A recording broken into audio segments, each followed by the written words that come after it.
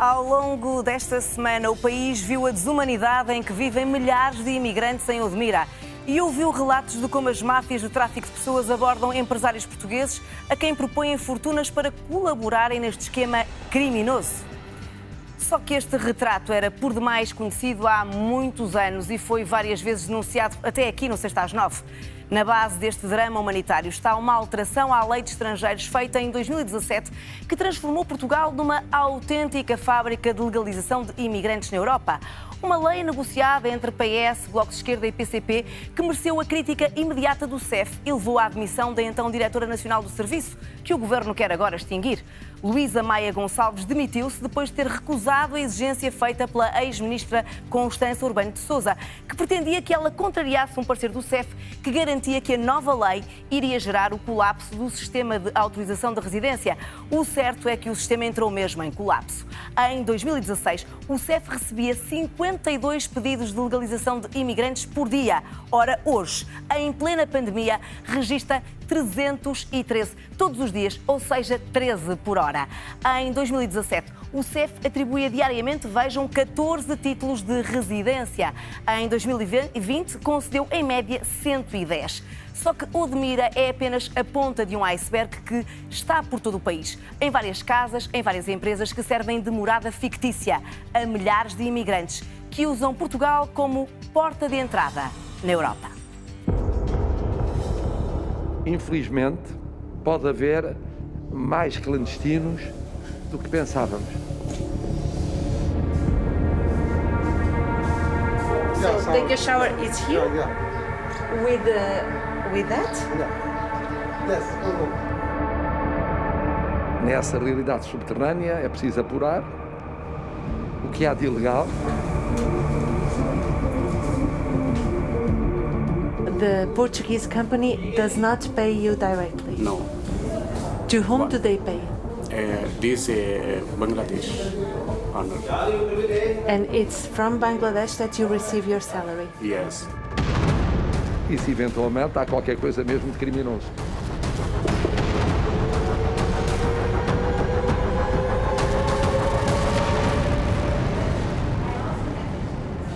Vivem em condições desumanas, a grande maioria em total escravidão, dependentes de máfias internacionais que usam Portugal como porta de entrada no espaço Schengen há mais de uma década.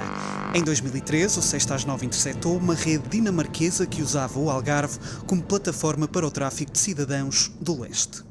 We have to pay for the accommodation, we have to pay for the bus to take us to work, we have to pay for everything. Feita a denúncia à RTP e às autoridades portuguesas, o Serviço de Estrangeiros e Fronteiras resolve agir. I think the general idea is that we have to be here because if we don't come, they won't take us to Denmark. As pessoas quase que têm que pagar para vir trabalhar. Exploração laboral, claramente, sim. Em 2016, as redes de tráfico humano já eram cada vez mais visíveis em todo o sudoeste alentejano, em particular no concelho de Odmira, como revelámos na altura. How much did you pay to that agency? It's around 14,000 euro. That's lots of money. Just to come to Portugal? Yeah. Are you legal right now in Portugal? Legal? No, until now not. Maybe after 6 months I'll be legal.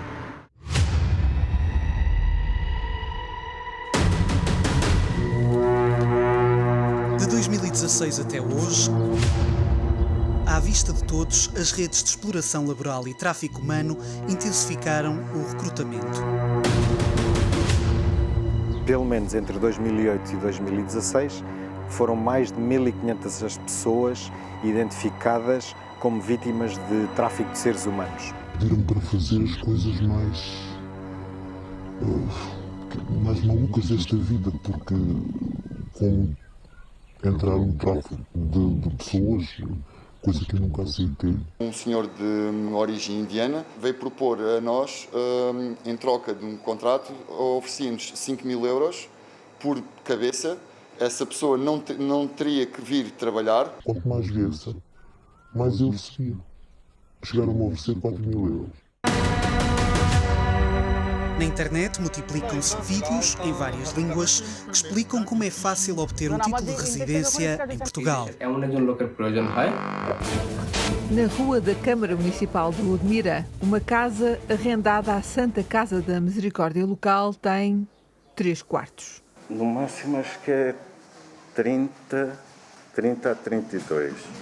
Entre os trabalhadores, a RTP encontra ainda uma criança de 9 anos, há 2 meses em Portugal, sem ir à escola.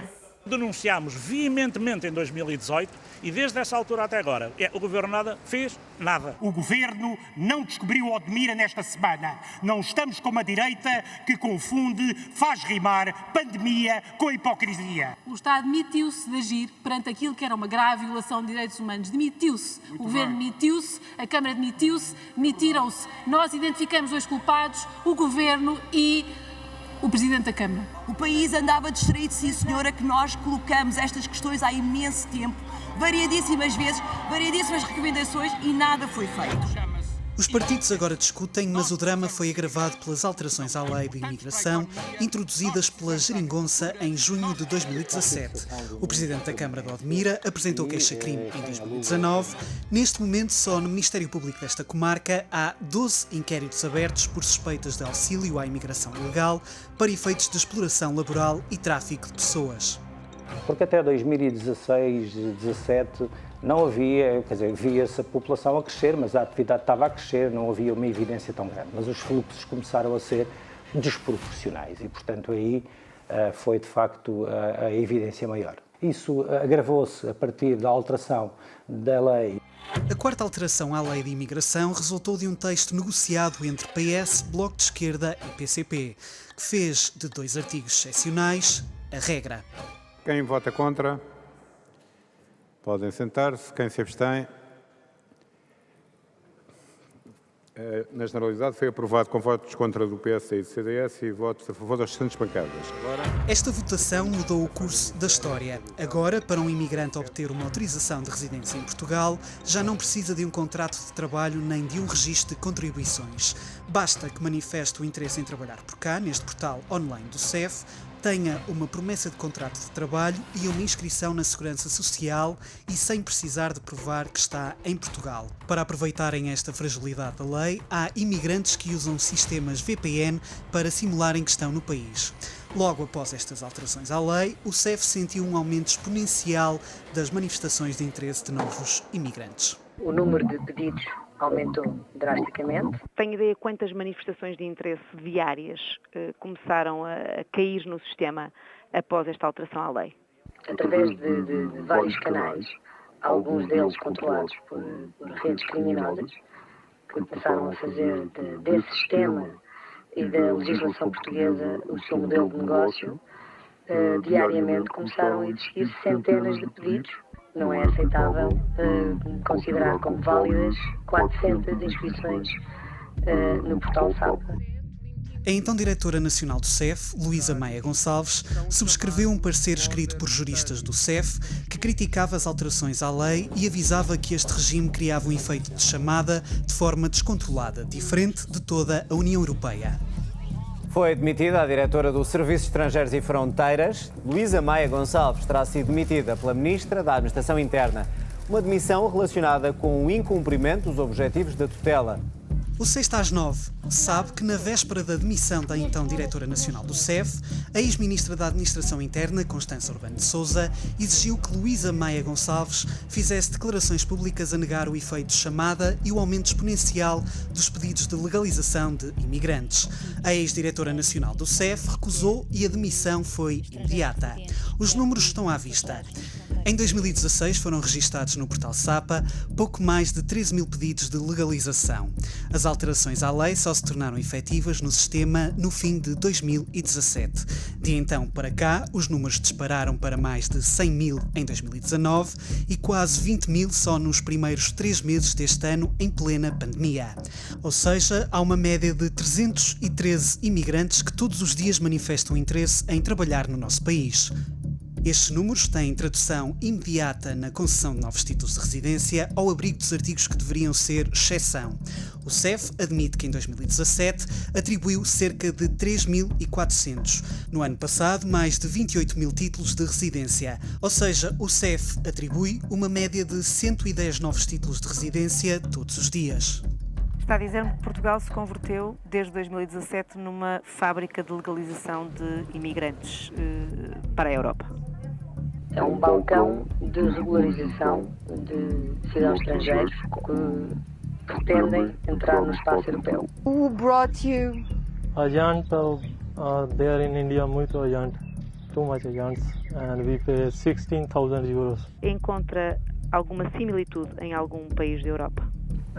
O conhecimento desta situação por parte das redes criminosas leva a apontar as suas baterias ao nosso sistema de legalização. Este sistema, pela sua vulnerabilidade e pelo seu facilitismo, acaba por atrair todos quantos procurem legalização no espaço europeu, porque sabem que aqui vão obter a sua residência de uma forma célere, sem um efetivo controle, porque é impossível a qualquer entidade, seja ela serviços de estrangeiros e fronteiras ou outra, controlar um volume avassalador como este. Está a dizer-me, no fundo, que o sistema é impossível de fiscalizar? Sim, completamente impossível de fiscalizar. A legislação é incompleta neste sentido, porque permite, não sendo completa, permite que possam entrar pessoas com outras razões que não são as reais. E assim é mais difícil o escrutínio e o controlo. É uma questão de política e não é uma questão de polícia. A política criou o problema que agora a Justiça tem de resolver. Além dos 12 inquéritos no Ministério Público de Odmira, o CEF tem ainda 32 inquéritos por suspeitas de tráfico de pessoas no Alentejo. 6 dizem respeito a casos no concelho de Odmira. Um envolve a empresa Alçade de Primavera. Foi criada em março de 2016. O responsável é o indiano Abu Salih Abdul Haim. Hoje emprega cerca de 100 imigrantes. Muitos deles vivem nesta casa sem condições em Vila Nova de Mil Fontes. How many people live here? In this home? Yes, honestly, I don't have idea. There's so many. I think more than 20 people. Good condition, I think so. Yeah, good condition. Without shower, without hot water. Without hot water is a problem, but we will fix it soon. No mesmo centro comercial onde encontramos este intermediário de mão de obra imigrante, há mais de 20 empresas iguais com sócios de várias nacionalidades. Surgem em sociedades diferentes, mas têm o mesmo domicílio fiscal. Neste centro comercial são poucas as lojas portuguesas. Nos últimos 2 anos, tornou-se numa espécie de fábrica de legalização de imigrantes. A esmagadora maioria do comércio é de estrangeiros. Só em 7 lojas foram registados 500 imigrantes. Há empresas destas que, depois de receberem das empresas para quem trabalharam e recebendo inclusivamente IVA por esses trabalhos, desaparecem e o Estado deixa de cobrar o IVA porque inclusivamente não consegue depois identificar quem são os responsáveis. José, chamemos-lhe assim, é morador em Vila Nova de Mil Fontes. Não quis dar a cara porque teme represálias das máfias internacionais, mas conta-nos que esta espécie de Torre de Babel surgiu em Mil Fontes, pouco depois da alteração à Lei de Imigração em 2017. Estavam lojas, umas estavam vazias, outras eram portugueses, penso que agora que é quase tudo imigrantes. Quando é que isso aconteceu? Isso eu penso que foi nos últimos 2 anos, mais nos últimos 2 anos. Contactámos 4 empresas, as únicas que tinham um número visível na porta da loja. 2 atenderam, mas só uma aceitou gravar o telefonema. Como é que criaram esta empresa? Houve aqui a ajuda de alguém português para vos ajudar a fazer esta demarche? Ajuda de solicitadora, de advogado, porque nós também já somos portugueses, adquirimos a nacionalidade, já estamos cá há 16 anos. E pronto, e surgiu essa ideia porque nós tínhamos também negócio na Bulgária e optámos para criar também o nosso negócio cá. E a senhora é da Bulgária, presumo? Sim. E diga-me uma coisa, que solicitador é que o ajudou nesse processo? Posso saber? Podem. Sim. Se não estou em erro, é solicitador aqui de Mil Fontes. que é quem? Ana Serralha. Ana Matos Serralha é a administradora deste centro comercial. Contactada, a solicitadora recusou confirmar este facto, alegando sigilo profissional. Acredito piamente, pela minha experiência, que se existe um conjunto de empresas criadas com vista a emitir um conjunto de contratos de trabalho, que obviamente têm um valor elevado no mercado paralelo, é difícil entender que esses profissionais especializados se dediquem somente ao procedimento de abertura de empresas. O 6 às 9 falou com vários inspectores e ex-inspectores do SEF. Nenhum aceitou gravar entrevista a não ser sob anonimato. Sentem-se incapazes de dar a volta ao sistema e bloqueados pelo governo no momento em que está em curso a extinção do serviço. Para todo o Alentejo, onde no pico da época da colheita estão cerca de 15 mil imigrantes, há apenas 11 inspectores. Não têm meios para combater aqueles que praticam crimes, aqueles que vivem destas pessoas, porque não deixam de ser pessoas que, a certo momento, perdem completamente o controle sobre a sua vida. Há muito que as legalizações diárias de imigrantes não têm suporte no mercado de trabalho português. Ainda assim, o ritmo de imigração tem tido respaldo no aumento de produções agrícolas. A produção de framboesa estava estimada em 2 mil toneladas em 2009 e em 2017 estamos em 19 mil toneladas, parece-me. A Associação de Horticultores, Fruticultores e Floricultores estima que na região do perímetro de rega do Mira haja cerca de 3 mil trabalhadores a viver em habitações precárias. Toda a gente aponta para que o plano de resiliência possa ter uma verba destinada à criação de condições para todos estes cenários de falta de habitação. Eu diria que nem todo o dinheiro que está previsto no plano de resiliência para este efeito, só destinado ao Odmira, o resolveria. Portanto, o Governo não pode também deixar de assumir aqui a sua responsabilidade. Telmo Rodrigues é filho de agricultores e dedica-se ao setor desde sempre. Atualmente tem 9 quintas entre Portugal e Espanha. Incomodado com a generalização feita sobre todos os agricultores que empregam imigrantes, convidou-nos a conhecermos as instalações que oferece aos seus trabalhadores. Temos alojamento para os trabalhadores em todas as quintas, para os que quiserem, portanto não é uma obrigação. Alguns trabalhadores vivem nas aldeias aqui na Longueira, Almograve e Cavaleiro. Portanto, isto são contentores que, portanto, têm 3 quartos, 2 casas de banho e uma despensa para as pessoas guardarem os pertences alimentares. Portanto, e tem esta sala grande, portanto, tem as bancadas, portanto, para cozinharem individualmente. Esses contentores oferecem condições de habitação muito superiores àquelas que as pessoas têm. Quando estão concentrados em sobrelotação de 10 por cada quarto. Na exploração de Telmo Rodrigues, a maioria dos trabalhadores veio da Tailândia e do Nepal, o que está em linha com as nacionalidades que estão mais presentes nas explorações agrícolas de Odmira.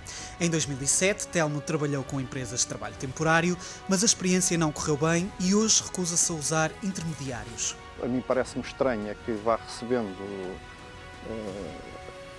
propostas, já recebi vários SMS, portanto, já e vários empresários também os receberam, de oferecerem mão de obra a 5,5 € a hora. Quer dizer, nós recusamos de imediato porque achamos que isso é desumano e acho que isso não se faz. Desde 2018, o SEF sinalizou 134 vítimas de trabalho laboral.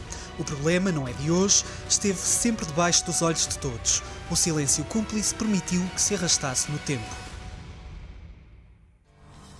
Tráfico humano de imigrantes em Portugal, um tema que o 6 às 9 vai naturalmente continuar a investigar.